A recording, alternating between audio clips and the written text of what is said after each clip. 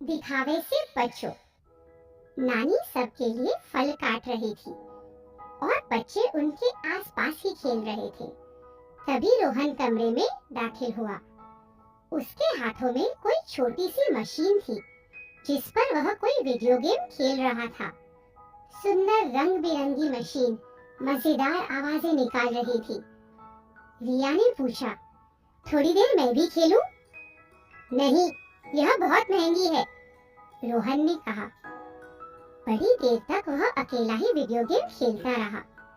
रोहन ने औरों को उसे छूने तक नहीं दिया। नानी ने यह सब देख लिया। नानी बोली, बच्चों, मेरे पास आओ, एक नई कहानी सुनोगे? कहानी है एडी की और किस तरह वह वुडवर्ल्ड जंगल वाले अपने दोस्तों के सामने दिखावा कर रहा था, ठीक वैसे जैसे तुम अभी कर रहे हो रोहन। आओ देखें एडी के साथ क्या हुआ। सर्दी का मौसम था। वुडवर्ल्ड जंगल बर्फ से ढका हुआ था। एजे गॉर्जी, हम्पी डीजे और एडी को सर्दियां बहुत अच्छी लगती थी क्योंकि बर्फ में वे बहुत मस्ती किया करते थे। वे बर्फ के पुतले बनाते, एक दूसरे पर बर्फ के गोले फेंकते और बर्फ में लोट भी लगाते। उन्हें बर्फ पर अपनी अपनी स्नो बाइक को इधर उधर भगाने में सबसे ज्यादा मजा आता। उन पांचों के पास स्नो बाइक थी। कभी वे सब तेजी से पहाड़ के ऊपर चढ़ते, कभी तूफान की तरह स्नो बाइक पर पहाड़ से नीचे उतरते। बहुत मजा आता था। एक दिन की बात है, ताजी बर्फबारी हुई थी। वे सब अपनी अपनी स्नो बाइक पर सवार थे। उन सबका मन हुआ कि पहाड़ी ढलानों पर स्नो बाइक दौड़ाई जाए, लेकिन एडी कहीं दिखाई नहीं दे रहा था। एजे ने इधर उधर नजर दौड़ाते हुए पूछा, यह एडी कहाँ चला गया? तभी घर करते हुए किसी स्नो बाइक की आवाज आई और साथ में एडी भी नजर आ गया। एडी किसी हीरो की तरह अपनी शानदार नई स्नो बाइक पर सवार होकर तूफानी फर्राटे से अपने दोस्तों के पास आ टपका। दोस्तों की आंखें चमक उठी। वे बोले, वाह एडी, क्या जबरदस्त स्नो बाइक है। अकड़ते हुए एडी बोला, कैसी लगी मेरी नई स्नो बाइक? एडी ने एस्केलेटर घुमाया और स्नो बाइक जोर से घर करते हुए गुर्राई। उसकी आवाज पहाड़ों के बीच गूंजने लगी। एजे से रहा न गया और उसने एडी से कहा, क्या मस्त बाइक है, मैं इसे चलाकर देखूं? जी नहीं, एडी ने बड़ी अकड़ से मना कर दिया। यह बहुत महंगी है और कहीं तुमसे बिगड़ गई तो? एडी को अपनी नई स्नो बाइक पर बहुत घमंड हो रहा था। डीजे ने अपना सिर खुजलाते हुए एडी से पूछा, जरा यह तो बताओ, तुम्हें नई स्नो बाइक की जरूरत क्यों पड़ गई? एडी एक बार फिर इतराते हुए बोला, मेरी पुरानी वाली धीमी पड़ चुकी है। बिल्कुल तुम्हारी वाली के जैसे। और इसे देखो, कितने फर्राटे से भागती है। दिखाऊं मैं इसके साथ क्या क्या कर सकता हूँ? इतना कहते ही एडी ने अपनी स्नो बाइक का दिखावा शुरू कर दिया। स्नो बाइक पर सवार होकर कभी वह हवा से बातें करता, कभी गोल दायरा बनाता, कभी तेजी से पहाड़ पर चढ़ जाता, तो कभी पंछी की तरह नीचे उड़ते हुए आ जाता। उसके करतब देखकर दोस्तों के मुंह खुले के खुले ही रह गए। एडी कभी पेड़ों के बीच से दाएं बाएं निकलता, कभी अपने दोस्तों को मीलों दूर पीछे छोड़ आता। शेखी झाड़ने में एडी ने कोई कसर नहीं छोड़ी। उसने नई स्नो बाइक की तड़क भड़क के दिखावे में अपने दोस्तों को बहुत पीछे छोड़ दिया। एडी सांस लेने के लिए रुका। पांचों बर्फीले पहाड़ के किनारे पर खड़े होकर सुंदर नजारा देखने लगे। गॉर्जी बोला, कितना सुंदर लग रहा है ना? हर तरफ बर्फ ही बर्फ थी। दूर एक और पहाड़ था। अचानक एडी बोला, चलो हम सब उस पहाड़ पर जाते हैं। हम्पी ने तुरंत मना कर दिया, नहीं नहीं, वहां बहुत खतरा है, हमें चोट भी लग सकती है।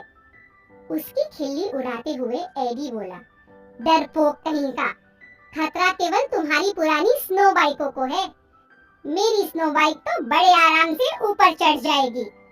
और वहां से वह तुरंत रवाना हो गया। पीछे से उसके दोस्त चिल्ला पड़े, रुको एडी, एडी रुक जाओ। भला एडी क्यों रुकता? उसके पास तो दौड़ाने के लिए नई स्नो बाइक थी। एडी अकेले ही निकल पड़ा। वह अपनी नई स्नो बाइक को तेजी से पहाड़ पर दौड़ाने लगा। खुशी से वह उत्तेजित हो रहा था। उसे बहुत मजा आ रहा था। लेकिन उसे वह नहीं दिखाई दिया जो उसके दोस्त दूर से देख पा रहे थे। पहाड़ की चोटी पर हिमस्खलन होने वाला था। बर्फ ढीली होकर एक एवलांच के रूप में एडी की तरफ बढ़ रही थी। एडी, एडी, वापस आओ। एडी के दोस्त हाथ हिलाकर उसे वापस आने के लिए इशारा कर रहे थे। उनकी आवाज सुनकर एडी ने पीछे मुड़कर देखा। उसे लगा कि वे हाथ हिलाकर उसे प्रोत्साहित कर रहे थे। उसने भी हाथ हिलाया और आगे बढ़ता चला गया। एडी ने सामने देखा तो उसके होश उड़ गए। सामने थी बर्फ की तूफानी लहर। लहर नहीं, यह तो भयंकर हिमस्खलन था। पहाड़ के ऊपर से बर्फ की भयंकर लहर एडी की तरफ गिरती आ रही थी। उसने अपनी स्नो बाइक का एक्सेलरेटर तेज किया, लेकिन एवलांच ने एडी का पीछा नहीं छोड़ा। हे भगवान, अब एडी क्या करेगा? एडी ने अपनी स्नो बाइक को उल्टी दिशा में घुमाया और हिमस्खलन से दूर भागने लगा। पहाड़ी ढलान के कारण बर्फ की गति भी बढ़ती जा रही थी। एडी की स्नो बाइक की गति उस हिमस्खलन के सामने फीकी पड़ रही थी। देखते ही देखते बर्फ की एक विशाल लहर एडी से जा टकराई। स्नो बाइक दूर जा गिरी और एडी पूरी तरह से बर्फ में धंस गया। गॉर्जी, हम्पी, एजे और डीजे को काटो तो खून नहीं। एडी कहीं भी नजर नहीं आ रहा था। बर्फ में वह दबा पड़ा था। कुछ पता नहीं पड़ रहा था अब क्या किया जाए। घबराया हुआ एजे बोला, हमें उसे बचाना ही है। अपने अपने फावड़े निकालो और बर्फ हटाना शुरू करो। चारों वहां भागे जहां बर्फ में एडी दबा हुआ था। उन्होंने खूब ताकत से बर्फ को खोदना शुरू किया। कुछ ही देर बाद उन्हें बर्फ में दबा हुआ एडी दिखाई दिया। वे तब तक खोदते चले गए जब तक वे एडी को पूरी तरह से बाहर खींच नहीं लाए।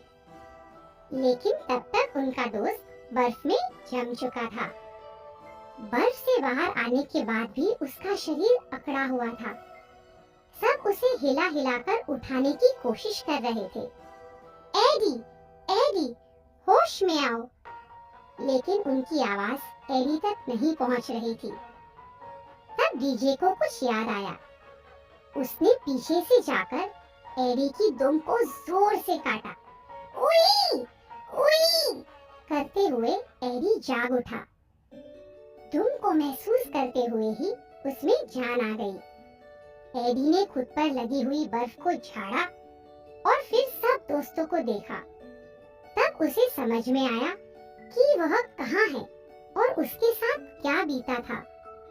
अब एडी को अपनी हरकतों पर शर्म आई। उसने कहा, दोस्तों, मुझे माफ कर दो। नई स्नो बाइक के दिखावे के चक्कर में मैंने बड़ी बेवकूफी कर डाली। गॉर्जी बोला, अंत भला तो सब भला। तुम ठीक हो ना? और क्या चाहिए? हम तो बहुत डर गए थे। गंभीर आवाज में एडी ने कहा, तुम सब न होते तो मैं मर गया होता। मैं शेखी जानने के लिए आगे से इस तरह की बेकार हरकतें नहीं करूंगा। हरकतें क्या, मैं शेखी ही नहीं जानूंगा। सब मिलकर हंसने लगे। एडी को सुरक्षित पाकर सब में हिम्मत आ चुकी थी। एडी ने पूछा, एजे, तुम मेरी स्नो बाइक चलाना चाहते थे ना? ये लो। एजे ने खुशी से एडी की हथेली पर हथेली मारी और दोनों निकल पड़े। केवल एडी ने ही नहीं, सबने नया सबक सीख लिया था। नानी ने कहानी खत्म करते ही पूछा, क्यों बच्चों, तुमने देखा कि एडी के साथ क्या हुआ? तब रोहन को अपने किए पर शर्म आने लगी। उसने कहा, नानी, मुझे समझ आ गया। मैं अब घमंड नहीं करूंगा। मैं सबको अपना वीडियो गेम खेलने दूंगा। नानी ने प्यार से रोहन के सिर पर हाथ फेरा। बारी बारी से वे सब बच्चे रोहन के नए वीडियो गेम पर खेलने लगे। नानी को संतोष हुआ कि नया सबक वे सब समझ चुके थे। हमने क्या सीखा? अपनी बढ़िया नई वस्तुओं का दिखावा करना गलत है। लोग तुम्हें घमंडी समझेंगे। विनम्रता से अपनी चीजें औरों के साथ बांटा करो। इससे तुम्हें औरों का ढेर सारा प्यार मिलेगा।